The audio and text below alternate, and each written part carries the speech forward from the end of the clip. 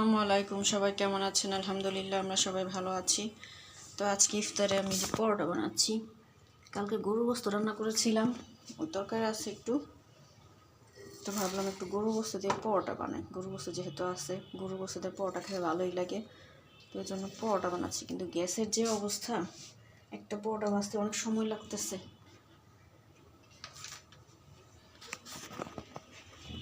আজানও দিয়ে দেবে। আজকে একটু রোদ উঠেছে, তো 2 দিন পুরা বাইরে রোদ, আর একদম ঠান্ডা ঠান্ডা, একটু একটু ঠান্ডা ছিল, কোনো রোদ ছিল না, বাতাস ছিল না।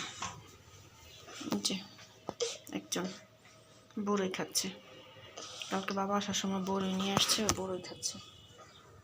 আরেকজন উঠেছে, বাবা ফোন দিয়ে জিজ্ঞেস করতেছে কী করে মেয়েরা। আমি বলতেছি বড়টা ঘুম আসতেছে, ছোটোটা উঠেছে। কালকে ছোটোটা পরে উঠে ইফতার করেছে, আজকে জিজ্ঞেস করতেছে ইফতারে কী খাবো।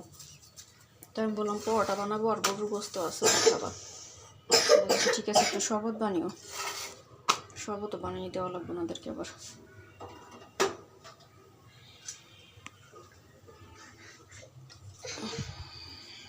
কান্না করো কেন? উঠে আমি কাজ করতেছি তো, দেখতেছো না?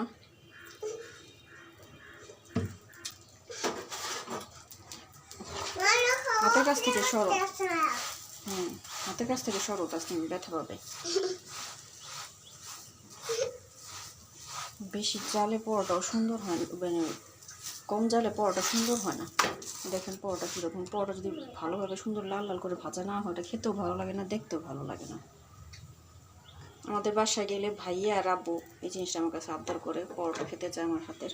কারণ আমি কি মোটা করে বানাই না, পাতলা করে বানাই, আর মচমচে করে বানাই। তো আমার বাবার ভাইয়া খেতে খুব পছন্দ করে।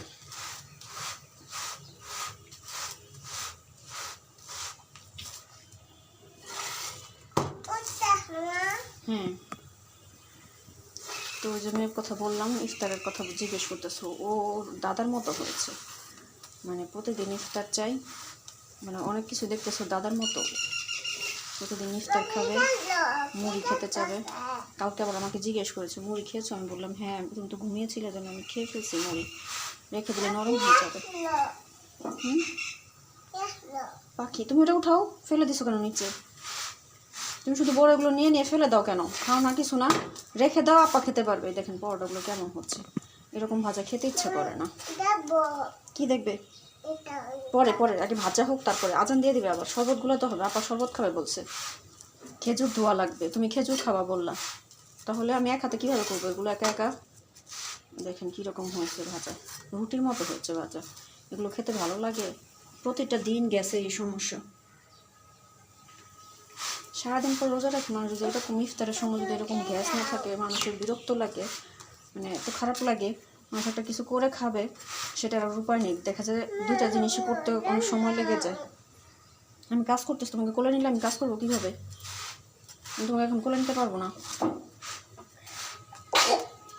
আমাদের ডিপ ফ্রিজটা নষ্ট হয়ে গেছে, পরে কালকে এক মামির বাসায় রেখে এসেছি, পরশুদিন রাত্রে বাবা এক মামির বাসায় রেখে এসেছে। তো মামি আবার ফোন দিয়েছে মামির ফ্রিজে নষ্ট হয়ে গেছে।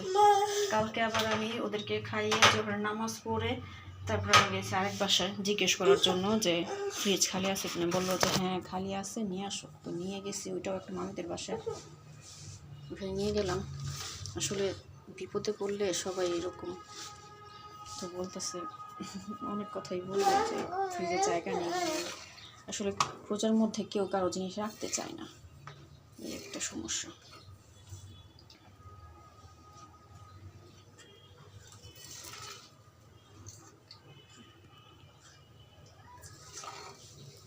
সবারই দরকার হয় ডিপের, তো বলেও লাভ নেই। তো এই একটা সমস্যা, ডিপের অনেক কিছু রেখে দেওয়া যায়, দেখা যায় এখন একটা ডিপের সমস্যা হয়ে গেছে। আর দেখা যায় কোনো জিনিস লাগলেও বের করা যায় না, করা যায় না। কাল পরশুদিন বাবা রাত করে দুধ নিয়ে আসছিল, আমি ডিপে রেখে দিয়েছিলাম, কিন্তু দুধগুলো ফেটে গেল কেন সেটা আমি বুঝলাম না। অবাক লাগলো, দুধগুলো কেন ফাটলো। রাত করে যদি জাল দিয়ে দিতাম, ভাবছি যে এত রাত হয়ে গেছে এখন আর ওরা খাবে না, শুধু শুধু জাল দিয়ে বাসি দুধ খাওয়ানো দরকার কি? পরের দিন জাল দিয়ে দিব, সবাই একটু একটু করে খেতে পারবে। এখন জাল দেওয়ার পর দেখি ফেটে গেছে। এটা সালাম দিয়ে দাও সবাইকে। আচ্ছা ঠিক আছে, সাথেই থাকেন, পরে আবার আপনাদের সাথে শেয়ার করব ভাজা হোক রুটিগুলো।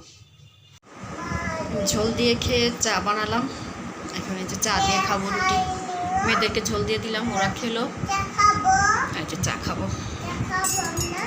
সারাদিন পর ইফতারের পর এক কাপ চা শরীরে যে কি এনার্জি নিয়ে আসে।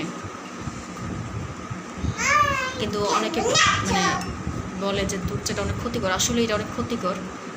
আর সারাদিন রোজা রাখার পর তো আরও ক্ষতিকর। কিন্তু দেখা যায় যারা খেয়ে অভ্যাস তাদের না খেলে ভালো লাগে না।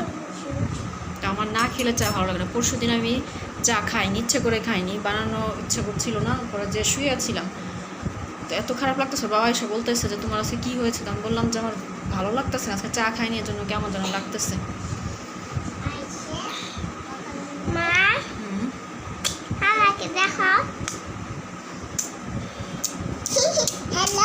সালাম দিয়ে দাও, এই হাতে না তো, ডান হাতে সালাম দিতে হবে।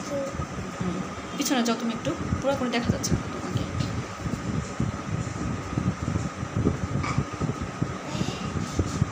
এই যে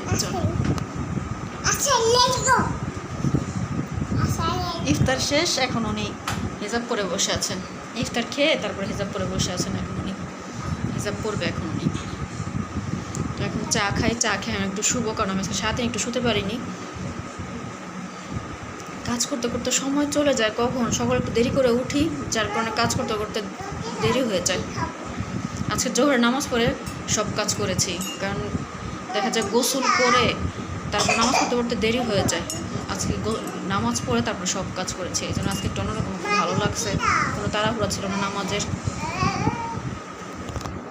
তো আজকে এই পর্যন্ত, সবাই ভালো থাকবেন, সুস্থ থাকবেন। আমার চ্যানেলটা সাবস্ক্রাইব করবেন, লাইক কমেন্ট শেয়ার করবেন, আমাদের জন্য দোয়া করবেন।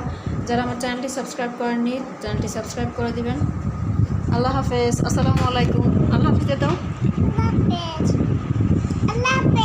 একটা আল্লাহ হাফেজ দিয়ে দাও। আসো, একটা বিদায় নিয়ে নাও। আল্লাহ হাফেজ বলো, লজ্জা পাচ্ছে। আমার জন্য দোয়া করবেন। হ্যাঁ, আমি যাতে ভালোভাবে পড়াশোনা করতে পারি। আমি যাতে ভালোভাবে পড়াশোনা করতে পারি।